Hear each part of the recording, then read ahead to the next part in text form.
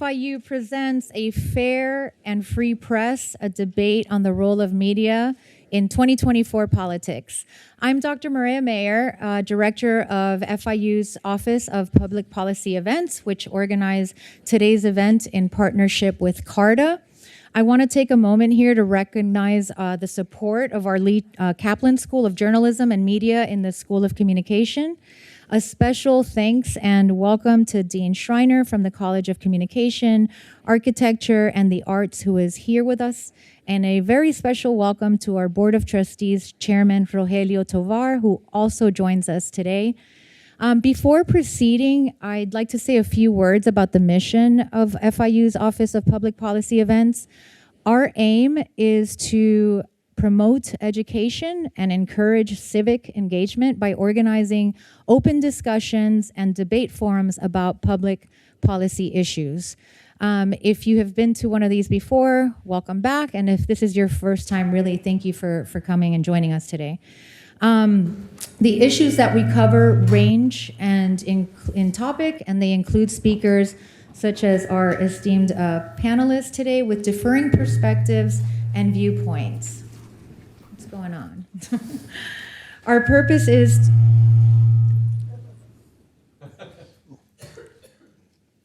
Try that one more time. Are we good? Okay. Our purpose is to create a space for the open discussion of ideas in a respectful and safe environment. So we bring recognized experts with these topic of interest to our students and community, understanding that sometimes these positions may be controversial. So before we introduce our speakers, I would like to make an announcement about today's expected decorum. It's our intention, of course, to have a very civil discussion where everyone who wants to speak, and you are all going to have the opportunity throughout to ask questions. That we be respectful of everyone. Anyone that attempts to disrupt this event will be asked to leave. So I'm confident that today's discussion on the role of media and the upcoming election will be a forum where constructive conversation, differing points of view, and engagement with multiple perspectives can flourish.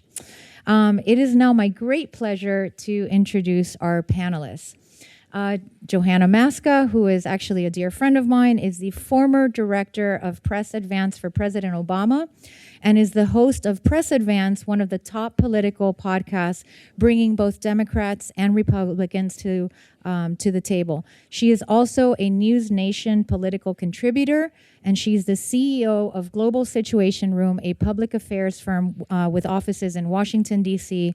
and Los Angeles, California.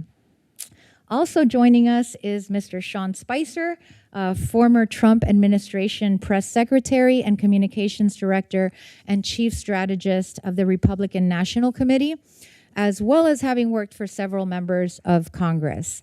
Mr. Spicer is the author of 3 best-selling books and the host of The Sean Spicer Show. Very busy guy.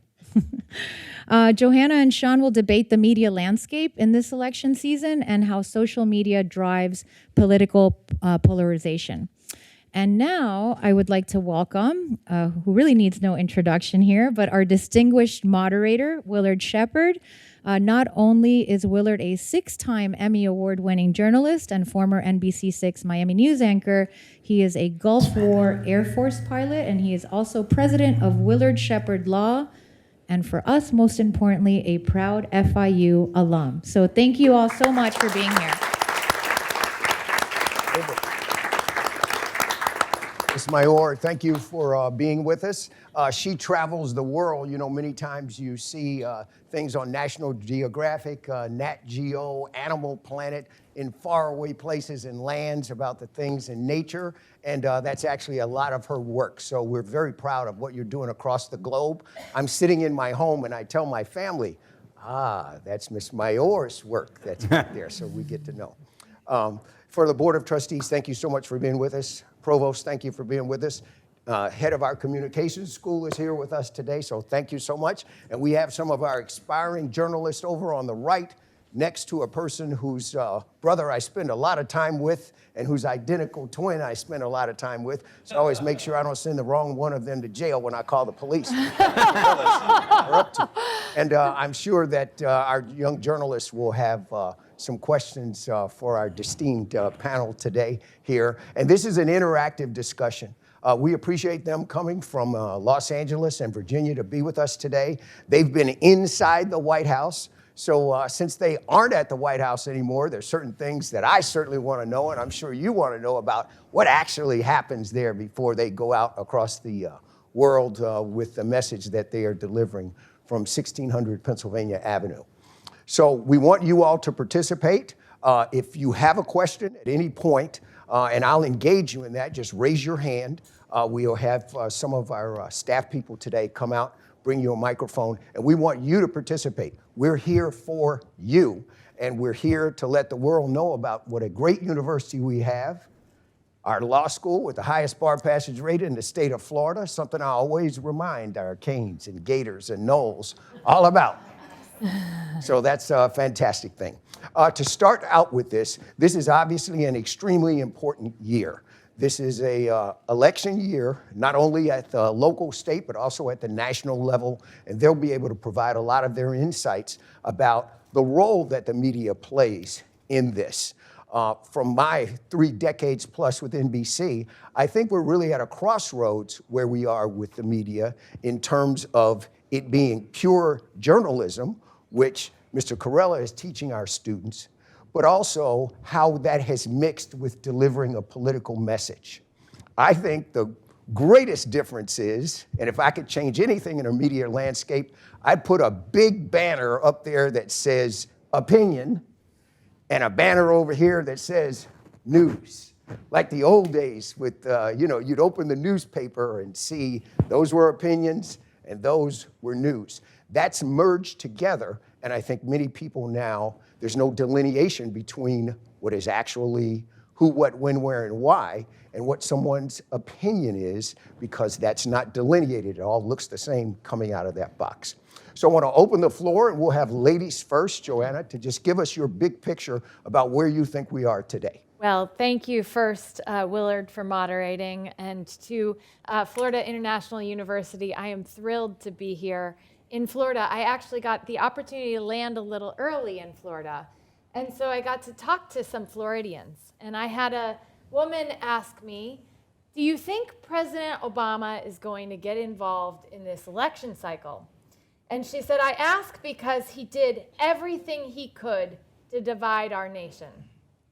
I worked with President Obama for 8 years. I started with him at the very beginning of the Iowa caucuses when he was a senator, in through the presidency.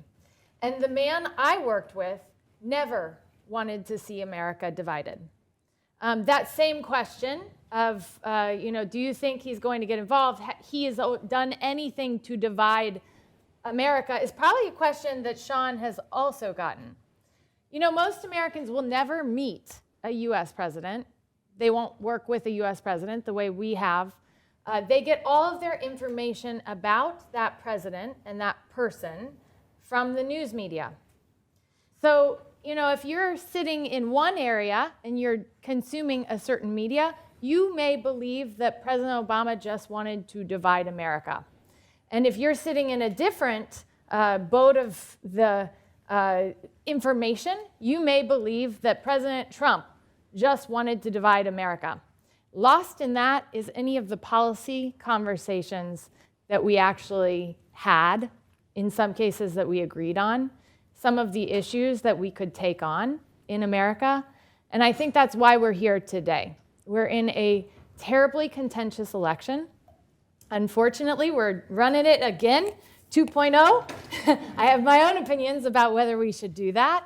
But I think what we need to do is really start looking through a critical lens and start having a conversation about that isn't just one person's all good or one person's all bad. I can tell you, Sean's quite lovely. He's a lovely person. And he would say the same about me. And I'd say the same about me. And, we're thrilled also that we have the biggest crowd, Sean, by the way, the biggest crowd ever. But no, I think we need to start having conversations. The older people got that. You're getting it. But, I think it's time for us to have these conversations together and take away all of the personality and start talking about the policy and what we truly believe together that we want to see in America.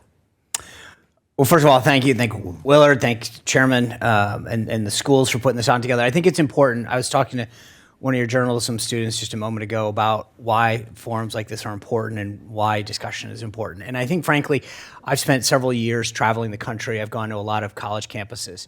And too often, the first thing that I do is have a security briefing. And this is like about what we do if this happens and if a fire starts and if shooting. I mean, it's like, because they cannot tolerate the idea of this happening. In the 2016 campaign, the Washington Post did this profile of me. I was at the RNC at the time helping out President Trump. My college posted a link to the Washington Post story. It said Sean Spicer, class of 93.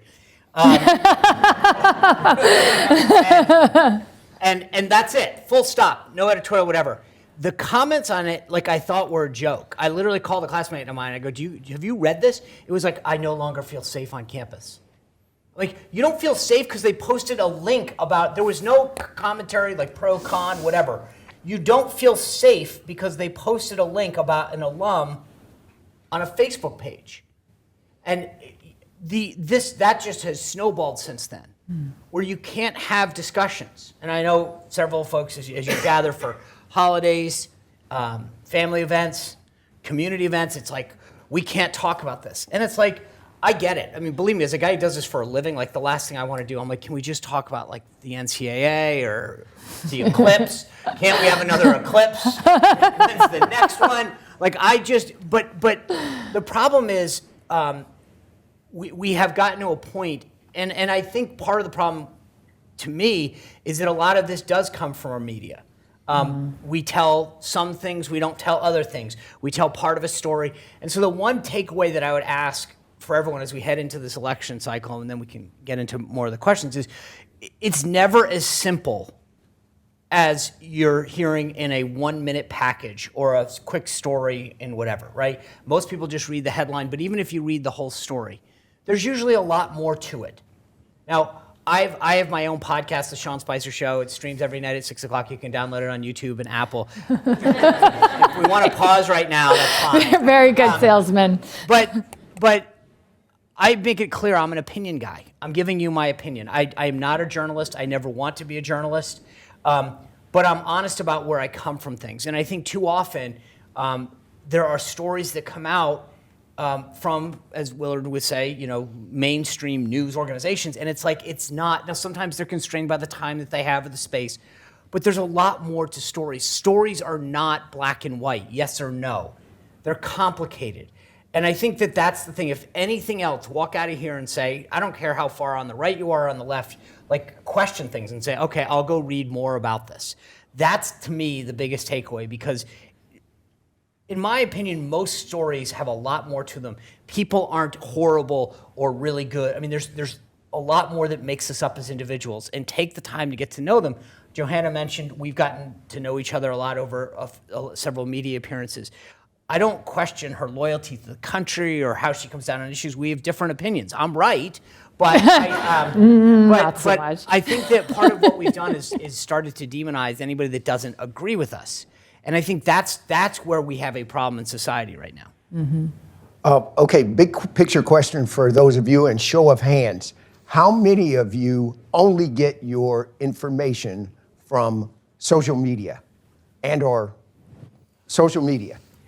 Okay, bring the mic over. I have a question for you. There you go. First of all, tell you, what's your name? Andrea. Go ahead, stand up for me. She did not You're think this is student happening. I just wanted a free sandwich. Okay. There you go, Andrea. Here you go. Give us your full name, and I take it you're one of our students. Yes. Okay, and tell us what department you're in and why you only get your information from social media. I'm a communications student. My teacher's actually here, Miss Cashin, Professor Cashin. I get my information from YouTube, TikTok, and Instagram. And because I don't have a TV in my room, so I just don't look at the TV. Sometimes I'll read an article, but most of my information I get from following other people or just things that show up on my feed. Okay, do you have a wide variety of things in that feed?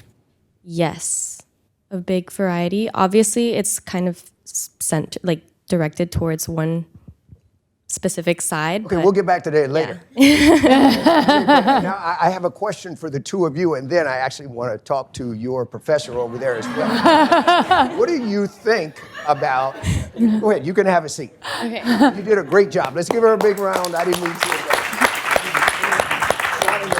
What do you think about that, where so many people, especially of all of us young people, get that information only from, I'm going to say, online or social media sources, and many times, as she alluded to, and we'll find out more later, about what are those generators. Yeah. And that they're only getting basically siloed information, and what impact that is having on our great land. So thank you so much for the question. I have to admit that my Instagram feed is not very diverse. It's all cat videos.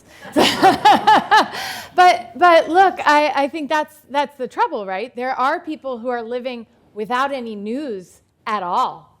Like they're living in a situation in which they've said politics is awful, right? And I don't blame them. After I had worked with President Obama, I had worked with a gubernatorial campaign before that, a governor before that, and I was done with politics. I just wanted to leave it. It was toxic. And then I realized I didn't have the privilege to do that because we live in a democracy.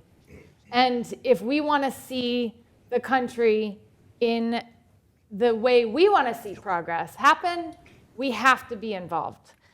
What do I think about people, Willard, living in these silos? It's just the reality that we as a society have to deal with, and we have to figure out new ways of communicating with people where they're at instead of expecting them to all change overnight. That's my belief. Yeah. I mean, look, as far as what I think of it, first of all, I mean, we have the right to engage or not engage as we want as Americans. So if that's what you want to watch, that's great. But it's no different than having a TV diet where you're only watching MSNBC or Fox. I mean, we've lived in a very bifurcated world now where you can pick or choose. So whether or not you're just getting it through social media, Instagram, YouTube, as long as it does include the Sean Spicer Show. Press advance. And and so I guess the answer is that, like, what does that mean? Like on YouTube, there's a ton of great stuff. There's a lot of great podcasts. There's a lot of informational interviews. You can actually learn a lot educationally. So I don't think the medium matters, like if that's all you're getting, but it's kind of how diverse is that media diet? Are you willing to look at other sides of the, I mean, I'll wade into stuff on publications that don't align with me at all politically or ideologically, because I actually find it makes me a smarter person when I can say, oh, that's the angle that they're coming at it from. But again, I find myself, like, my brother is a sports junkie. He can tell you every stat in every game. I follow sports. I'm a Patriots fan and a Red Sox fan. I'm sorry I'm in the wrong place for that. But I love politics. Like, I can actually tell you how many people voted against the motion to recommit on the last question that the House took up before they went to recess. That's an extreme. Like, I love the fact that C-SPAN has 3 channels.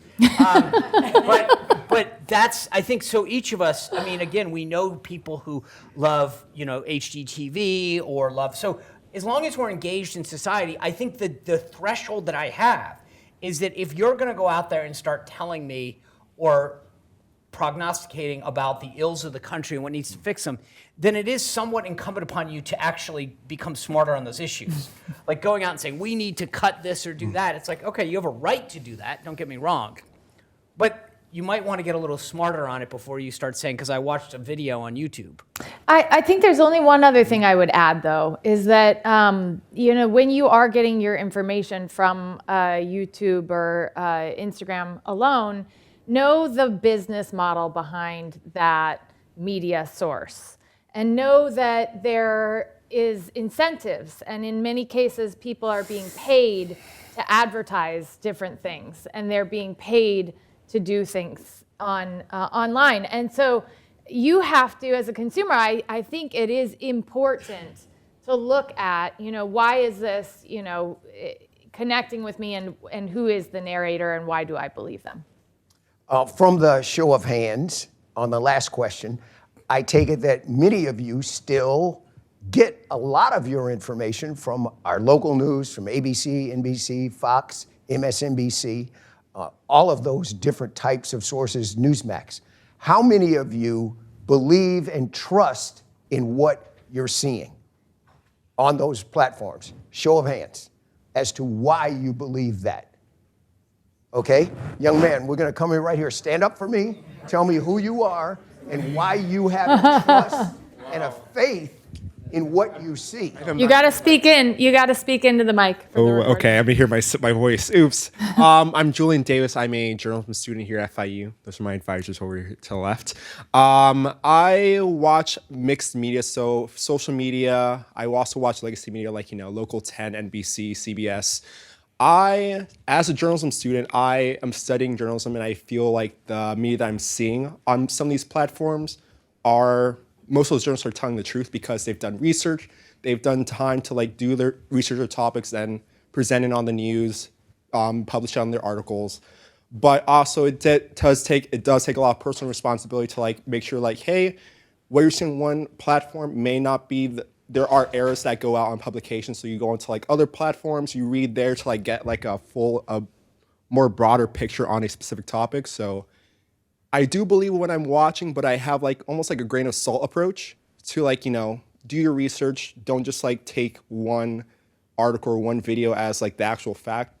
Actually be more media literate and actually get varied sources. So yes. Awesome. Well, you're doing a fantastic job. My next question for those of you is a person who doesn't think what they're hearing is the truth.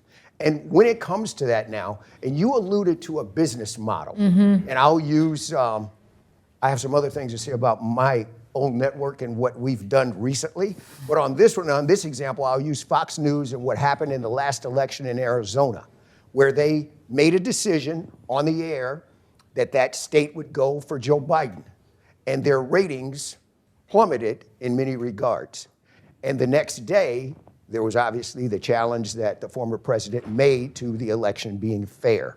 You talked about a business model. Yep. How do you think a business decision has been made about what the on-air journalism should be versus a decision that Mr. Carrillo is teaching our students here, that the who, what, when, where, and why, and if it's important, should be the overriding factor, and where we are with that now? So the business model, look, it's always evolved. There was yellow journalism, sell, outrageous, sold. But there had been some stabilization and some norms that we had gotten used to. So there was the business side, and then there was the editorial side. And those lines should not cross. So meaning they're selling advertisements, those advertisements are being put alongside the journalism, they're not influencing what's being written over there. It's actually a story that I learned as a journalism student, that the LA Times kind of blurred those pretty early because they sold some editorial coverage for a box that they were getting for a privilege. That actually ended up being a lot of the business model. So now you have, the news outlets, there's a lot more blurring of that, where there's an organization that pays for an event and then that person is actually going to be on stage with people discussing whatever it is, if it's something about clean technology or if it's something about your national security. That's been a lot more blurred. And then there's the independent creators who are just trying to figure out their own business model. And so that business model where there was an editorial side and there was a news side is very hard to find. Journalism jobs, journalists are losing jobs faster than coal miners. That's a fact. Unfortunately, they've been laid off faster than coal miners. And we've seen that because a lot of those newspapers have collapsed. I mean, there's news deserts we were talking about a minute ago. My hometown, Galesburg, Illinois, there's not a single person reporting for that newspaper in Galesburg, Illinois. They're all in neighboring cities. That's a problem that I believe that we have to solve, but I do believe that we can solve it. I would argue that the blurring has gone on. I mean, Johanna mentioned how far back it went. I agree with that. I mean, the reality is in some form or another, it is a business, right? And so how explicit and how far down it went, meaning did the Cub reporter necessarily know what the publisher was really pushing or not? But sure, they could read the editorial pages every day and understand the wishes and the positions of the ownership. But there have been countless, I mean, there are these things called salon dinners that started happening where these publications would bring in a group of people and pay to have advertisers mingle with them. The bottom line is it's always happened. And so to pretend it's not, now, like any organization, you could have been further down the rung and not fully appreciated or seen it. But the reality is it happens. And then you've got instances that happened. There was a former ESPN broadcaster, Sage Steele, that just did a expose about how when President Biden did an interview with ESPN and they tapped her to do it, they literally scripted the interview with her and said, you are not permitted to deviate from that. Now, was that because of a business decision? I don't know, but was it a ratings issue? Absolutely. So I think it takes many forms, but the reality to pretend it doesn't exist and that there was this level of purity is just fantasy. I think, and you all can both comment on this, and if we have any of you that would like to comment on it, on the business frame of this that is now driving what we see, I think that on the Fox News side, they made a decision, Mr. Ailes made a decision that there were a group of people in our country that they wanted to have as their viewers and that it was a open market that wasn't being served. And that was a business decision. When that group of people developed an allegiance to Fox News, on the NBC side, the NBC Corporation made a decision and said, well, wait a second, we're never going to get those people to watch MSNBC. So I tell you what, we're going to go on the other side. And Joy Reid used to be my producer. And I don't know, Michelle Lopez, who's now in our communications department, was with us at NBC at that time, and Joy was my producer. And now that's on the other end of the spectrum, where they made a business decision. Okay, we need to do this. And therefore, because of the business decisions, it drives who the guests are, what do you see, what the graphics are, even, and on either side about what it is. And you see that through the course of the day. Do you all believe that those business decisions are, at the end of the day, driving what we ultimately see in this siloed country that we have?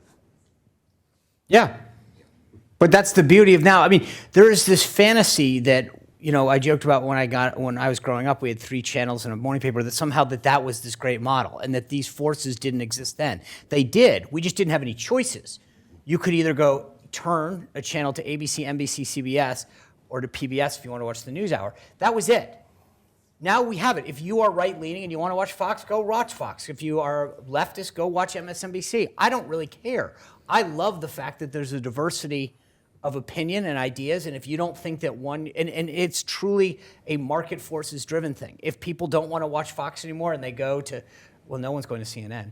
But if you want to go over to another, then go for it, right? News Nation just popped out. Johanna and I are both contributors there. I think they've got an excellent model. I feel really good about how I think they'll develop it. But that's the beauty of this. And that's the beauty of America. And you've got a ton of people through Substack in particular and Medium and some of these other things where they're literally saying, I'm a good journalist. I want to create a model that I think I can build and be successful on it.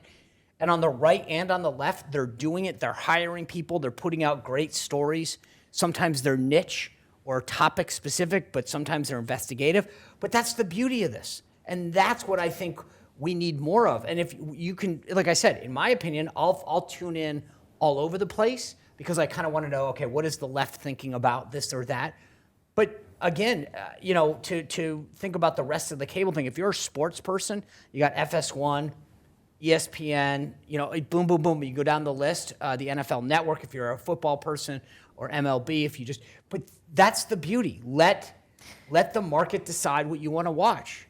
So the issue is, though, it's a self-fulfilling prophecy. You're going to end up becoming more conservative or more liberal because you're only ingesting these things. And then you get to that point where I raised it earlier, where you believe that a person has done everything to destroy America or, divide America or is the problem. You talk about Ailes. He was a political guy. I mean, he was chummy with the Republicans. He was a political guy, and he saw an underserved market, but that underserved market was just hearing the same things that they wanted to hear then. And I'll say we should talk about Rana and. We just hold that. Can I just one quick point though? Yeah. I see. This is where it's interesting as a conservative, right? So Ailes saw a need. I think you rightly said. I mean, it's a fascinating business model, by the way.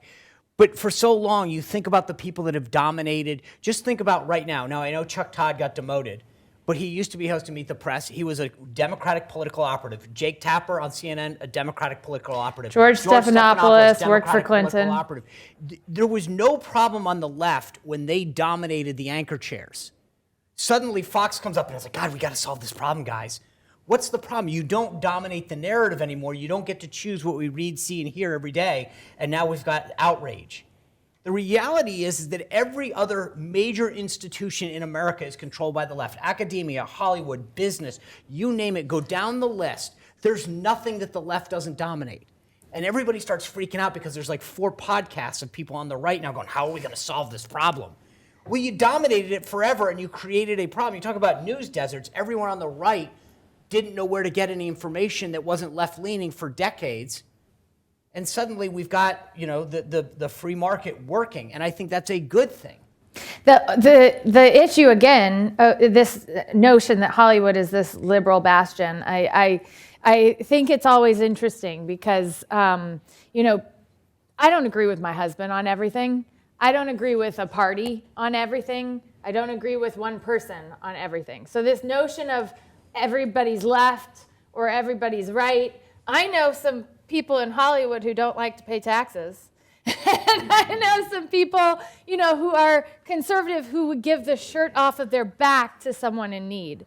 So, this notion that it's all left or all right, I think there have been power brokers who have been filters. And that, I think, the question is, did these things work perfectly? Well, there were always people with power who had the ability to filter what you were seeing. And so now, is that changing with social media when you've got Elon Musk, Mark Zuckerberg, the likes of them owning the social media platforms? I don't know that it is. So what is the space where we are going to build trust in media? That's a big question. For those of you who don't believe what you see coming out of what I say, the box, and where it is and that it's in big trouble, or you have big questions about what you see. Young man right here, where are you a student? I'm not a student. I'm a columnist for the Miami Independent digital Okay, newspaper. I was obviously from our generation. Yes.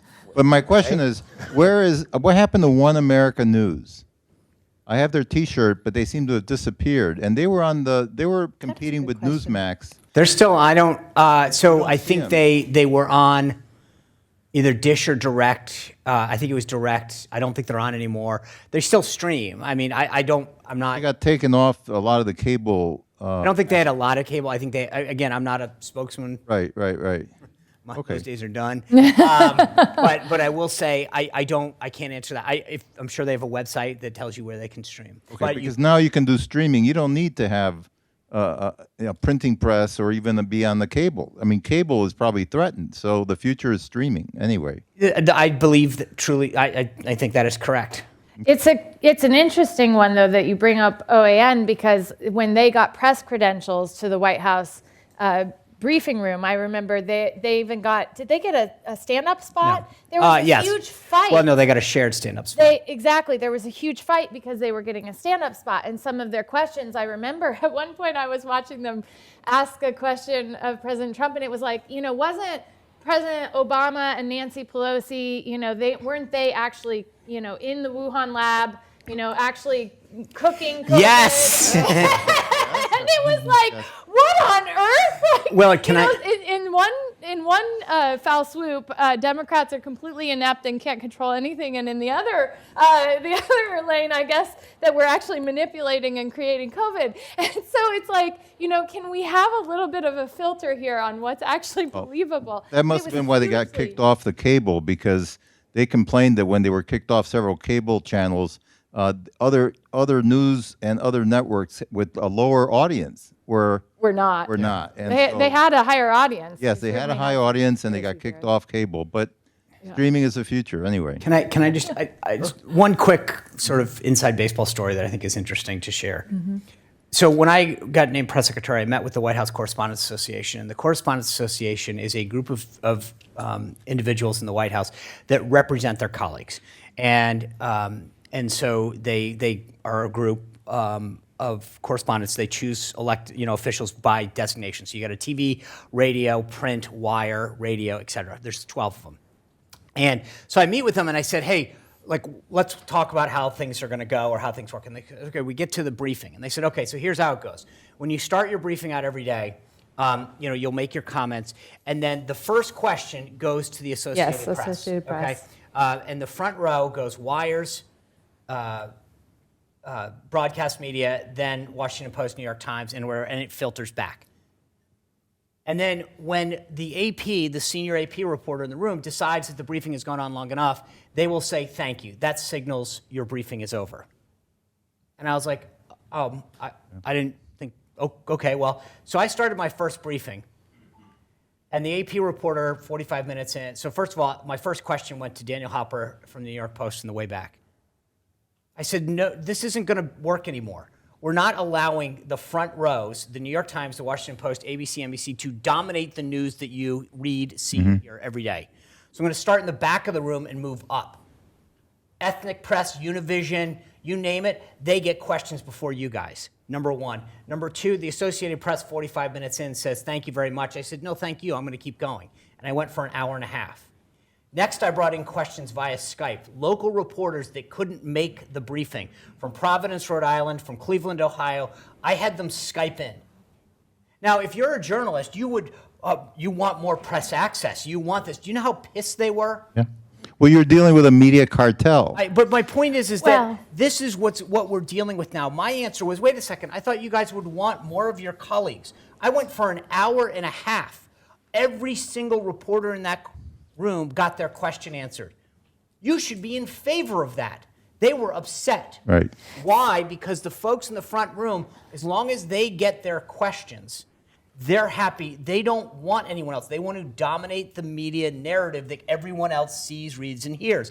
And that's part of the problem. So I also worked with the White House Correspondents Association very closely throughout our press secretaries, Robert Gibbs, Jay Carney, and Josh Earnest. And, the thing is, over the course of our 6 years, they had been covering Obama every day because he was on the front of every paper and he was selling papers. And then slowly but surely, they cut back on covering him.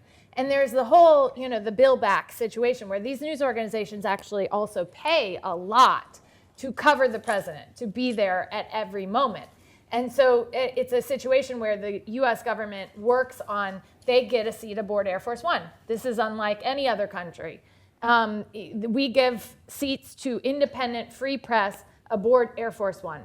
I was always proud around the world to represent asking for space for our free press, especially when you saw the likes of Hugo Chavez bombarded us from Venezuela at a Summit of Americas, and he had his paparazzi who would just write whatever they said. So I was always very proud of that.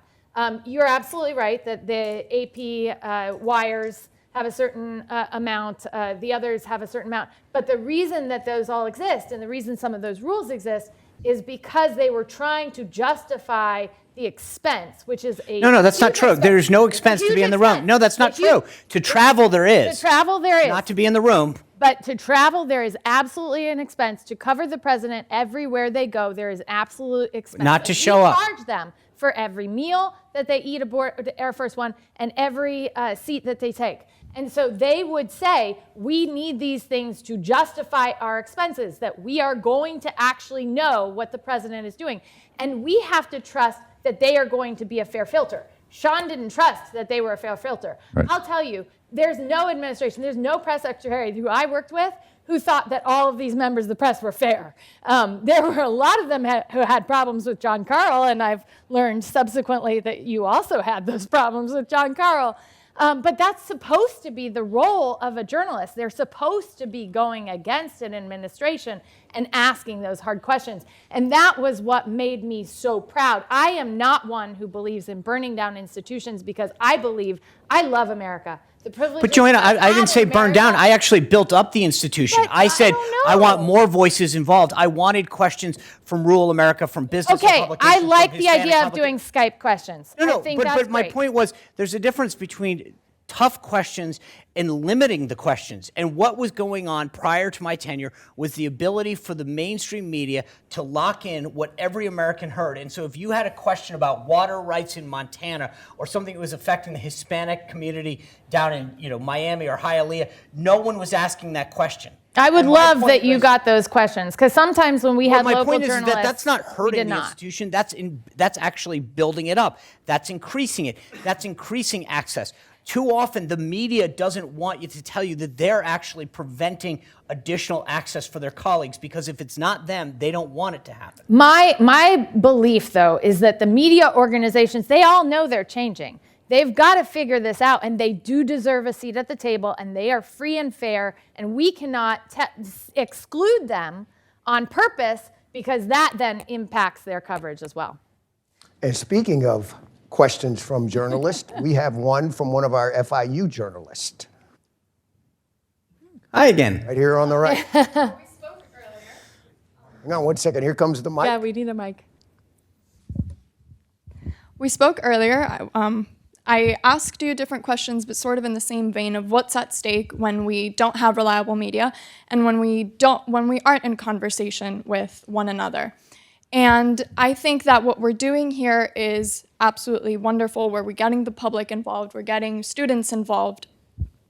But how do we ensure that we keep those conversations going? And we don't just keep them in the classrooms, we don't just keep them in the academic setting, but around the dinner table, we're talking politics and media can get heated. But how can we not make it about convincing the other person, but make it about maybe informing the other person and just seeing eye to eye? Well, and I think that so lies the problem, when we believe we only have a job of informing and not listening. What I've learned in working with president is that no one's right all the time. That office of the presidency, they have the most difficult job in the world. If we are going to keep global order that provides freedom and opportunity, it is an extraordinarily difficult job with so much nuance. There isn't a president who isn't going to make decisions that are going to alienate and frustrate many, many people. I think that we get so personal, and we believe, and I am as responsible as anyone, that I believe I can be right all the time. And lost in that is my ability to listen to where people are coming from. Where I may have a sibling who disagrees with me, but he has his own experience. And I think that's the crucial part, is that we have to be willing to listen. So I would say a couple things. One, I agree with Johanna on the listening part. Two, I would say that keep in mind there's very few issues that are black and white, as I said earlier. And I think sometimes, and what I feel like we have in society these days is, do you support Israel or the Palestinians? And it's that simple. And it's like, well, it's not always a black and white issue. You can be in between. There can be gray areas. And I'll give you a stupid example, but on Ukraine, I am a believer in making sure that we help them out. I do not want Russia to continue to advance the way that they have. I think they're doing it wrong. But to send over blank checks over to them right now, when the State Department itself has said that we have massive amounts of corruption, seems silly. That's not a question of supporting them or not. That's common sense, right? Making sure that we have appropriate checks and balances in what we send over. There's some things that the House is considering right now to make sure there's a thing called the Repo Act, which is we've frozen all of these Russian oligarchs' assets, right, to the tune of $300 million. Why don't we seize them, take their money and help them? I mean, right? That makes sense to me. We can, so to me, it's not a black and white issue. Do you support them or not? Can we support them doing reasonable things that make sense?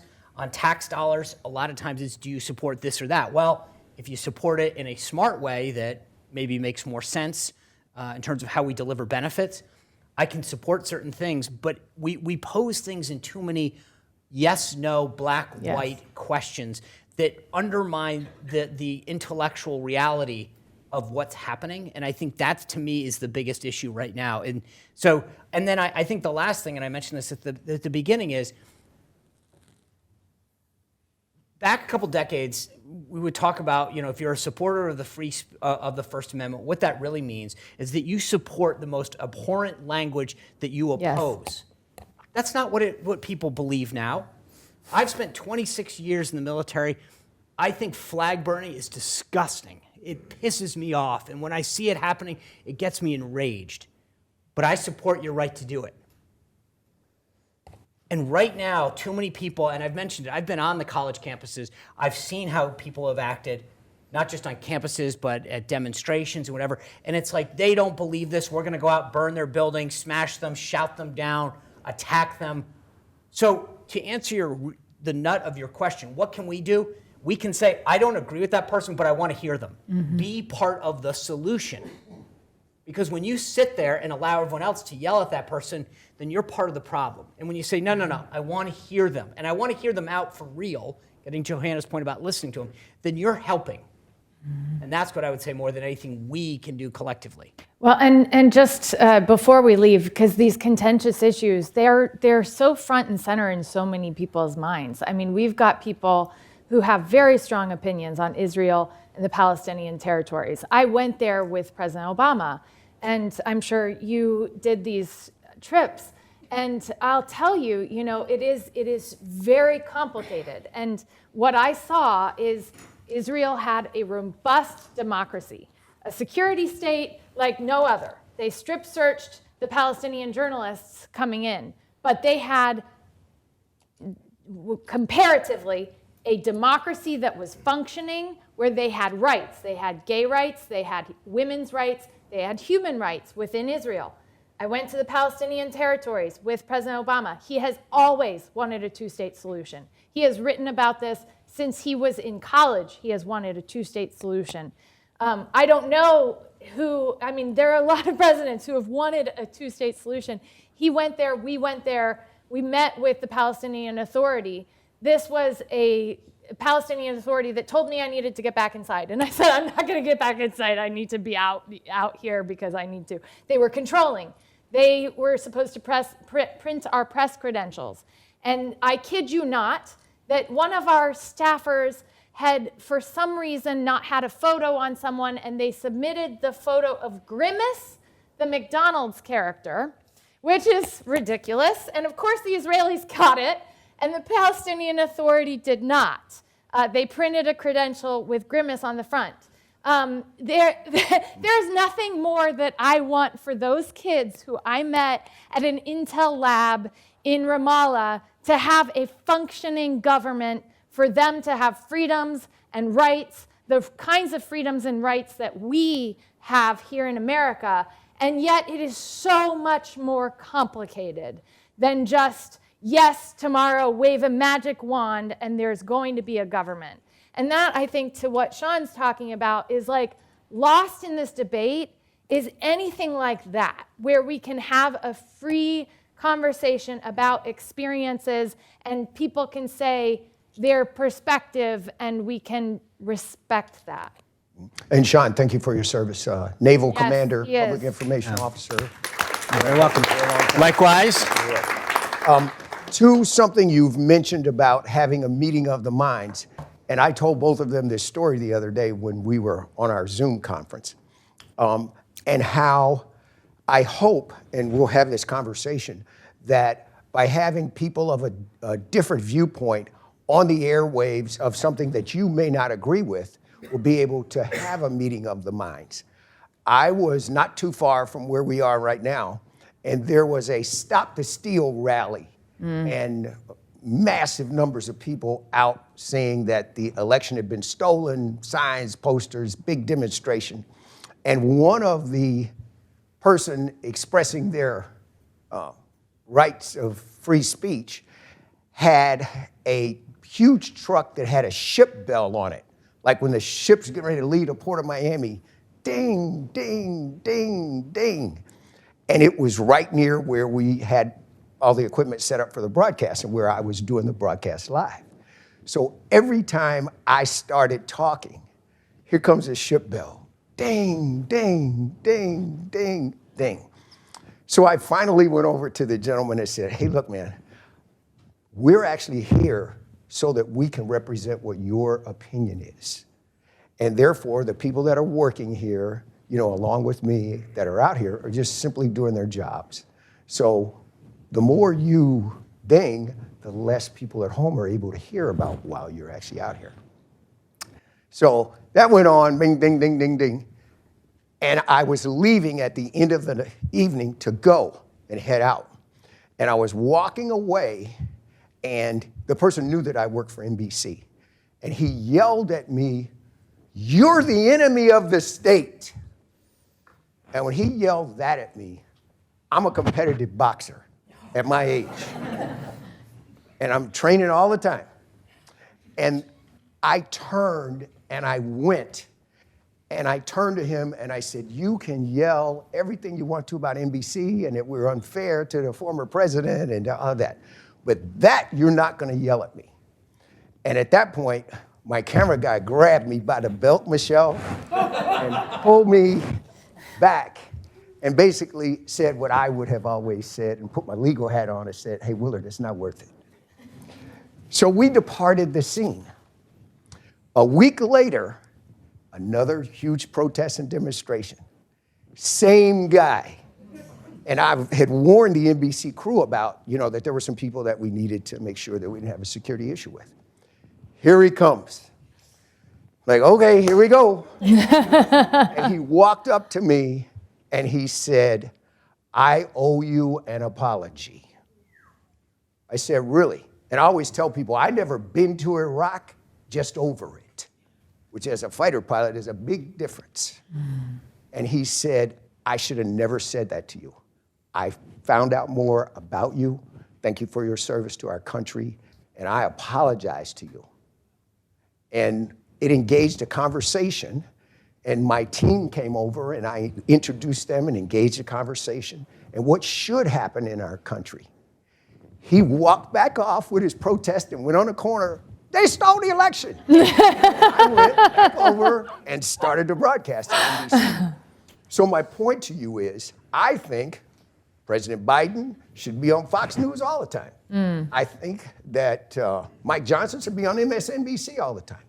And that those types of things are done. And if you all can take us inside these decisions, we don't see that often. And it basically, people who may say, well, wait a second, that might be a decent idea. The effort isn't made to do that. I don't know why the current president didn't want to talk to CBS before the Super Bowl. That puzzles me. So I wonder what you all thought. So you talk about Biden, so I feel like as a Democrat in the room, I can probably take it.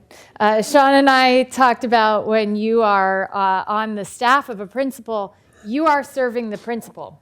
And you know the principal's strengths and you know the principal's weaknesses. Joe Biden has been someone who throughout his entire life has had a stutter and struggled to communicate in the way in which it's like very quick back and forth. I remember on the campaign trail, we would have someone on the trail to write down what he said, just because the gaffes would be a many. He's, the job, and this is one thing that I'm sure Sean experienced, the press always wants the president. They want the president every moment of the day. But actually, the president has a real job to do. Communicating with the American people is absolutely a job to do. I think the Biden administration, and I'm not there, I'm not going to speak for the Biden administration, but I think that they see the job of communicating falling to other people in the administration than just the president himself. And so I think they want to put other people, even from the cabinet, on the networks talking about different administration priorities, and have not made Joe Biden as available.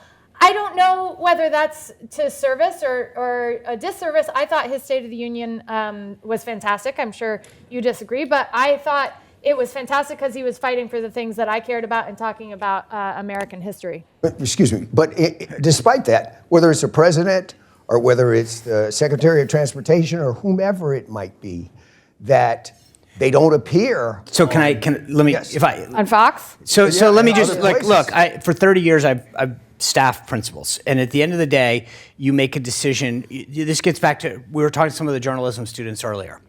And there's a question about ego and what you do, right? If you're a press secretary, you're behind the scenes. Your job is to advise your boss on what they should say, the strategy to communicate a message, and how to be most effective. So I'll give you a quick, this is a side story, but let me just tell you this. So one of my first things when I took over at the RNC, we had a new chairman, and you're looking to put points on the board. Hey, we got this many interviews, I got this set up, I placed this op-ed, boom, boom, boom, boom. But you want to show that you're doing your job, that you've got relationships, whatever. So I call him and I get really excited. I go, hey, I just got this big thing for C-SPAN. It's like 40 minutes long. And he goes, no. And I thought, well, wait, why not? This is great. It's, and he's like, I'm not doing any interview I forgot what the particulars were, but it was something like 30, 45 minutes. And he was like, absolutely not. There's nothing good that happens after like a 20-minute interview. And so whether that's true or not is not the point. The point is that this gets to the question you're asking, Willard. When you make a decision, whether it's Obama doing CBS or Trump doing this or Johnson doing MSNBC, you go to your boss and it's your job to be the subject matter expert. And to say, it's like imagine you're the CFO of this institution and you go to the provost and the chairman and say, I think we should invest the additional funds in the following.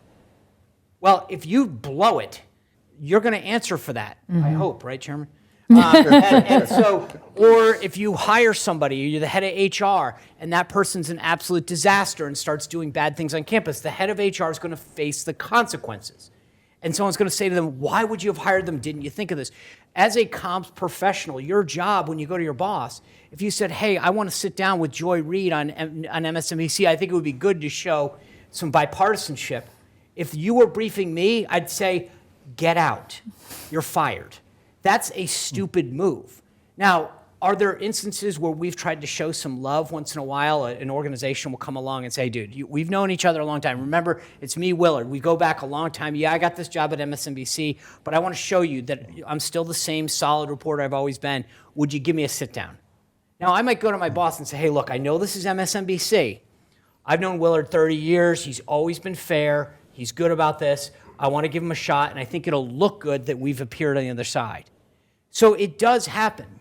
But I've been the victim of it backfiring too, where you go on and then, because at the end of the day, what happens when Willard tells the news director that he's got the interview? They go, okay, you got to ask Johnson about abortion. You've got to ask him these. And Willard says, dude, Sean and I have known each other a long time. I promised him it was going to be a straight up interview 7 minutes ago. Willard, I'm your boss. Here are the 5 questions you need to ask him. Now what happens? And so it's not as easy as you would think. And there's a lot more of the horse trading. I just had a reporter come to me that's having real issues with the Trump campaign. And I said, it's not you, it's your organization. And she has a fabulous reputation with a lot of us. She moved from one publication to another that they just, and I don't disagree with them. And so she's trying to figure out how, and I said, it's not you. But those are the things, when you're the person that has to go to the principal and make the argument why, Johanna's right, the 2 most valuable things in any campaign or any principal are time and resources. So you're saying, can I have 20 minutes to do this interview because I got to brief you, we got to set it up, and oh, by the way, it's a mixed bag, I hope it goes well. I wouldn't, I always ask when as someone more senior now, that is people under me, when they come to me with a decision, I'll say, walk me through your thinking on this. And if your thinking is, it's a good, I just think it was like kind of like cool because they could be fun, and I'll be like, that you're done. You walk in and you've thought this thing out, and you can tell me, I've known the reporter this many years. Here are the 5 stories that they've done over this. They've clearly shown a degree of fairness. We're ready to do this. Here's an issue that I think you're going to be really good on. Okay, You've thought this through. Yeah. Let's go. If it's, it'd be kind of cool to do it. Well, and that's how the negotiations end up going on what you're going to ask, because actually with President Obama, I was involved with his first sit down on the campaign trail with Fox News. And it is like you give this, you give this time, and then if the interviewer asks, why are you the spawn of Satan, the entire time, then you're like, okay, I'm not the spawn of Satan, pivot and try to talk, and then the anchor cuts you off. And then, so it really depends on like those negotiations, and that's why they actually go back and forth on how is this going to go. Yeah, but at the end of the day, and I think this is what many people dislike about what has happened in our country when it comes to our elected officials, that, hey, there's people in Montana and Idaho and Nebraska, they voted for Joe Biden. Yeah. There's people out there, and he also is the president of the people who didn't vote for him. Yeah. And that, to me, there's a duty on those of us who have that responsibility in those positions, be the adult in the room. Say, wait a second here. I have a duty to communicate with this group of people. When Air Force One lands, there's no like small map that takes out the states that didn't vote. Willard, you're absolutely right that the job in the White House should be for the American people. The job often, I think, because of election cycles, becomes, if we're going to have this great effect for the American people, we also end up having to continue to get elected the next time around. In our time frame, and I don't know exactly how the Trump campaign worked, but we did have a different office within the campaign that made certain recommendations, and we had people within the White House making certain recommendations. So there was plenty of people who would say, you should talk to this audience because it's really important in this particular area in the White House. And there were plenty of campaign people who were advocating for different things that are political. But I think it's probably, going back to what Sean is saying, it goes to the principal who you're working for on whether they're going to actually say, yes, that's my responsibility right now. I should absolutely do that. Let me ask both of you, and then I want to open it up to any general questions. What do you think the impact of the media will be and the way that the trials are being covered both on the federal and the state level this year, and their impact on what people's vote may be come November? So far, they've helped him. I think it depends who you are. If you're somebody on the left, you think that Trump is horrible, he should be in jail and whatever. And if you're on the right, you think that there's a bunch of lawfare that's gone on where the justice system has been weaponized on several levels. How you come down, look, for the first time in over 100 years, we're having an election where it's not theoretical. Like I did my first campaign in '94. You come to your constituents or to the voting populace of whatever you're running for Congress or whatever, and say, if I am elected, I'm going to do this, and my opponent will do X. Well, for the first time, we can actually say, here's 4 years of Trump, here's 4 years of Biden. It's not, there's no hypothetical nature about it. If you think that Donald Trump did a great job, you're voting for him. If you think Joe Biden's doing a great job, you're voting for him. There's very few, this is a base plus election. What I mean by that is we're going to spend billions of dollars over 7 or 8 states forcing people to get out of their couch, get out of their house, cast a vote. That's it, full stop, plain and simple. And so that's how this thing is going to play out. And so I don't think the cases make a difference. I think right now, Donald Trump's been in the public eye for over 7 years on the public stage for real. His approval rating has hit, between 47, 49, touched 50 in 1 or 2 of the polls.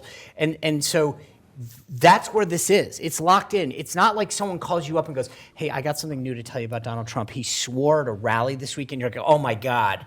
Or, let me tell you something new about Joe Biden. He's been in public life for half a century. There is nothing new that you're going to learn about either one of these candidates. The question is, how motivated are you to go out and vote and maybe encourage others to do so? That's it. The other thing that both sides are trying to do, though, is they're trying to draw enough doubt in the other candidate that you feel like you don't even want to go for your candidate. So both campaigns on the Republican side and the Democrat side will try to say, Joe Biden is feckless, he hasn't gotten anything done. Trump is, a criminal, he should be in jail. And during that process, they feel like they're doing something, because if they get their numbers to the polls and decrease the other side's, then they win. Most people don't know how few people vote, especially in these primaries. It's something like 4% of the actual Republicans in actually voted for Trump in this early stage, and yet in Iowa it got broadcast as this overwhelming election victory. Similarly, very low turnout even for the Democrats in North Carolina for Joe Biden, but because we won, a bigger percentage than even Obama, then the Biden campaign will say, overwhelming victory, Joe Biden is the nominee. Lost in that is less people voted. So I think people need to understand how important their votes are. And I said something earlier, I think if we want to see change happen, whatever you believe that change is, the most expeditious way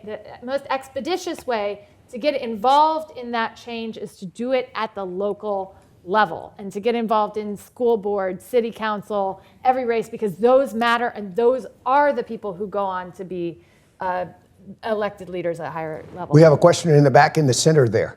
Yes, thank you. Thank you for doing this, both of you. I wanted to go back to press briefings. Sean, you brought up a really good point about being prepared to talk about Montana water and you name it.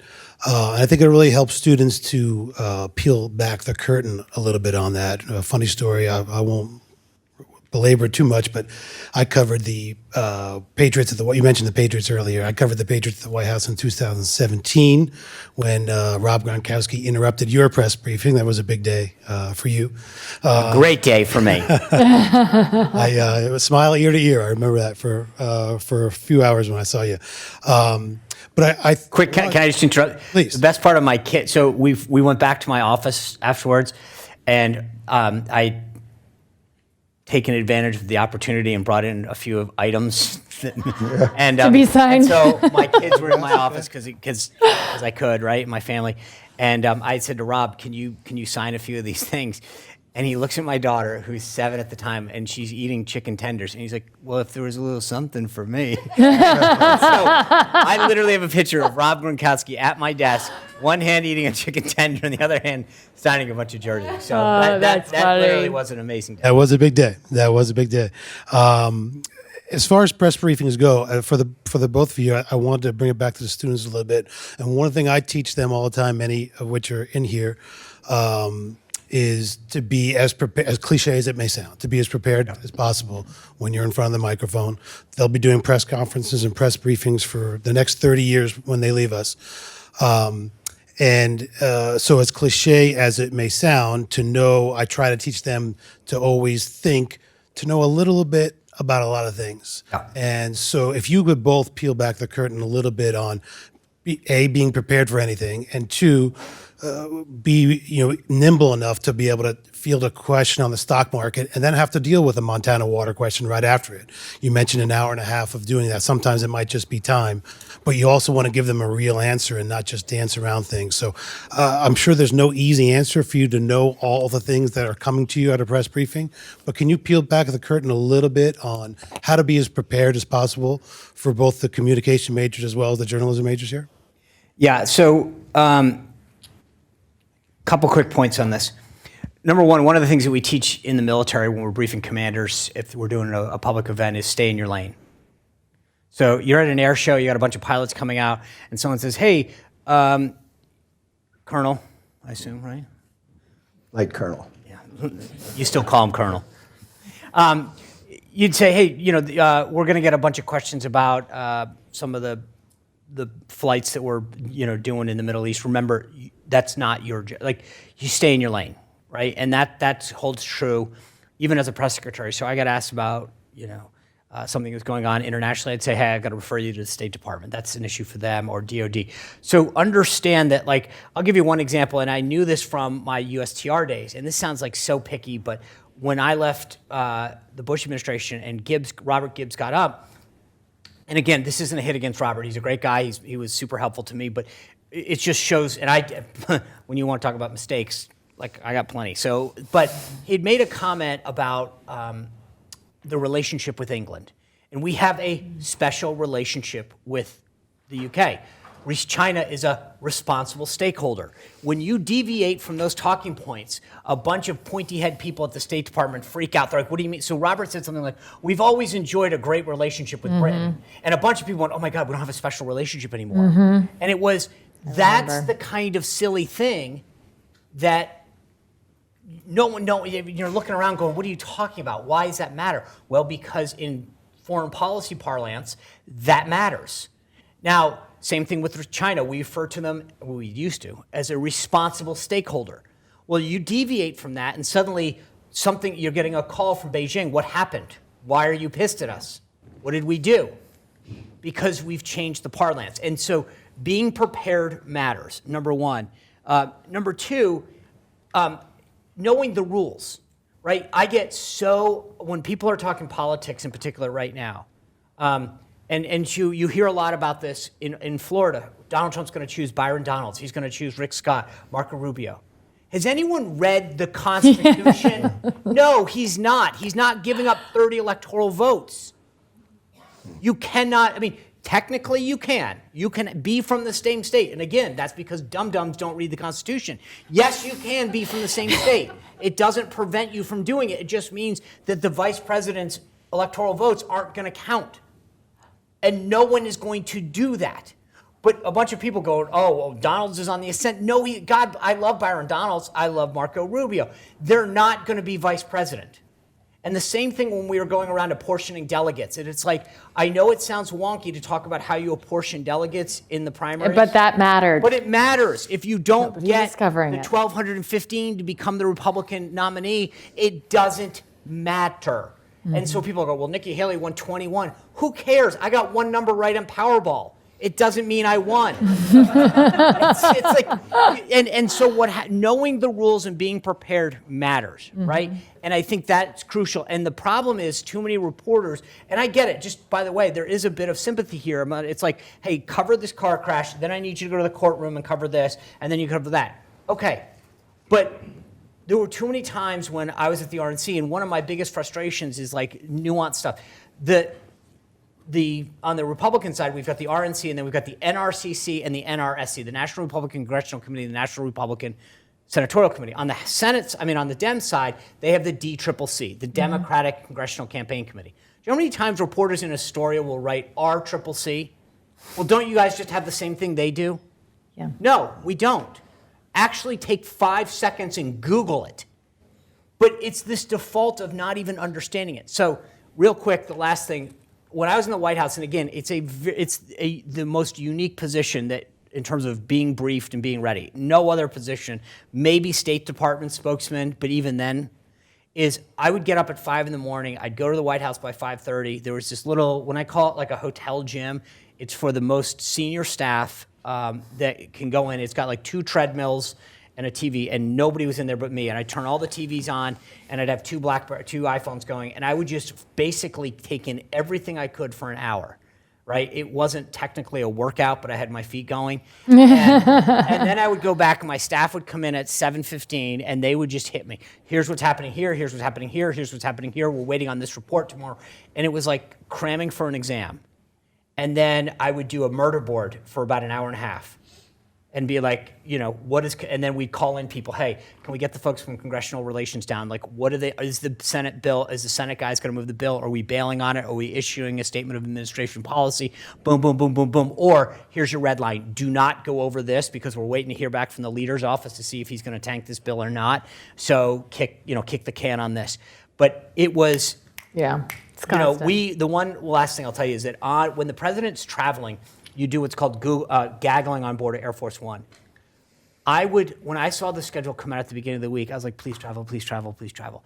Because it's 12 folks in the back of the plane. It's noisy, and it only lasts for as long as you can get away without before the turbulence kicks in. Then you gotta go. And so, like, I would kill for those days. Like, I would be like, I love when he's traveling because it meant that my briefing was like 17 minutes long, and I'd be like, I can't hear you.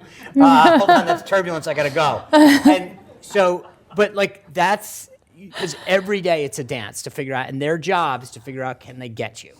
Well, I don't. Yes, I was going to say ladies first. I don't know that it's entirely the job to feel like they're trying to get you. You know, I think it actually has to do with the press briefing was not always on camera, and during the Clinton administration they changed it and they made it on camera, and there's a lot of people who have said that that was a mistake. And it's made it more of a peacock fest. So everybody puffs out their feathers instead of actually getting the information that they need for their stories. So I think that we're living in that era. The Gibbs story that you mentioned was because we removed a bust. Well, one quick funny thing, because Johanna says peacock, and I think it's a great analogy. Let me just put this in context with you. The correspondent for Playboy, Oh, yes. you just read the articles, was given a CNN contract during the Trump administration for his interactions with Sarah Huckabee Sanders. Now, that just tells you everything you need to know about the priorities at that point. They were willing to give the correspondent, and I'm sure that he was very well sourced, but that just tells you if that's who you're putting on air and giving a television contract with, is it really about the journalism and the sourcing and the stories, or is it about the interactions and the peacocking? I thought Playboy had really good journalists. I digress. Glad you know that. Your husband's probably very excited to hear that. I promised that this would be a, everybody in here is adult, but that Playboy was it. Before we have They've closing got the remarks- internet now. Before we have, not to mention what may be going on in the dorm, not too far from here. So our new dorms, which are fantastic. To follow up on that, and then I want closing remarks from both of you. We live by a motto in our home, and that motto is those who toil in the darkness with determination and dedication when no one is watching are those who shine the brightest when the lights come on. So as to what Sean referred to and the preparation for our young journalists, our young lawyers, whatever your discipline will be, when nobody's watching and you're grinding when you think you can't grind anymore, that's what happens when you put in the work and a success. Caitlin Clark didn't become the most watched basketball player, even more so than NBA players, by showing up on Friday night. She was in the gym when nobody was there and it was snowing outside in the state of Iowa. And I will relay this story to you now being on the other side and running my law firm for your young students. I sadly have a college student that went to Barry University who was in an Uber. And he and the driver had a disagreement about the drop-off, whether it was at the Blue Garage or whether it was a garage over on the north side of the campus. Not at FIU, but just geographically. It wasn't far. So he got out of the car, he slammed the door, according to the driver, and he canceled the ride and started to go on his way. The driver's answer to that was to get out of the car and shoot him and kill him. So his mother is my client and he is my client. And we are attempting to have him prosecuted, as you imagine. But here in the great state of Florida, for all that we have, which is our paradise, we also have something called the Stand Your Ground law. And I have submitted a lot of briefs to our state attorney, not in this county, but in another county, that the Stand Your Ground law does not apply when a person is an aggressor in this situation. So this obviously gathered media attention, and I had sent the reporters my letters to the state attorney, the documents, the statute here in Florida, all of this information, and the young man's mother was waiting in the next room while I was briefing the reporters one by one. And I started to tell that they were puzzled, that they were kind of confused about what the legal argument was here. And I finally asked one of them, did you read what I wrote to you? And to your point about running around, oh no, I haven't had a chance to see it. Mm-hmm. And at that juncture, I said, we're talking about somebody's life here. This young man lost his life. This is not a game. This is something that, we think in that world, at 6 o'clock or 6:30 that, they're done and they're going. No, this is a daily level of pain that's hard to imagine. And I entrusted you to come here to be able to convey that. And you need to be prepared to do that. So you must always be prepared for a situation to excel, because if you're prepared all the time and they know you're prepared, when the moment comes when nobody else is there, he or she will get you 2 minutes with the President of the United States, and it'll aid you. So from what we've learned during the course of the day for our students, preparation, like anything, is key. And to that point, and ladies first, we'd like to hear your closing statements for us today about what you expect to see over the rest of the months between now and November. Well, I appreciate that, and I appreciate all of you for sitting through our lovely talk. I think to your point, just to conclude on the hard work, when people do all that hard work, they can make it look easy. And so you can be confused. You don't know how many hours people spend preparing to go on air or to do what they're doing. I mean, even for this, we prepare. Even though Sean and I know the subject, nothing else. It's really important. I think there's this mindset right now in America that I just find so dangerous, that we don't have enough, that we somehow have gotten the short end of the stick, that we in America, that America isn't great.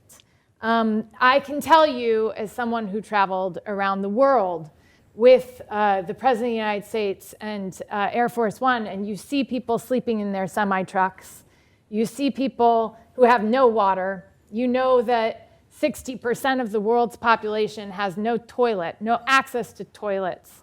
You know that we in America are so blessed. We have institutions, we have freedoms, we have rights to vote, we have rights to get engaged. If we don't like something, we have the right to change it.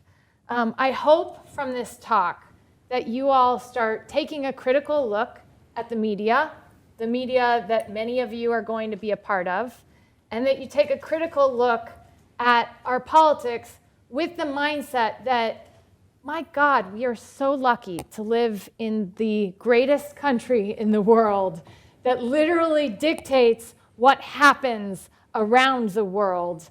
And so our responsibilities, I believe, to whom much is given, much is expected, and our responsibilities are great. Thanks, Johanna, Willard, thank you guys for everything. Professors, deans, Johanna's parents, provost, chairman, thank you guys for having this. And like I said, I've done this a bunch. And you guys are, I've been impressed with the level of questions that have come from you all. But as I said, we met with some of the journalism students earlier. You're asking the right questions. You're intrigued by the right things. It's how do I do the best job to inform people? That's right. And I think, frankly, again, as I said earlier, as far as part of what the solution is, thank you for being engaged. I don't expect everyone to agree with. I don't agree with most people, even a lot of folks on the right.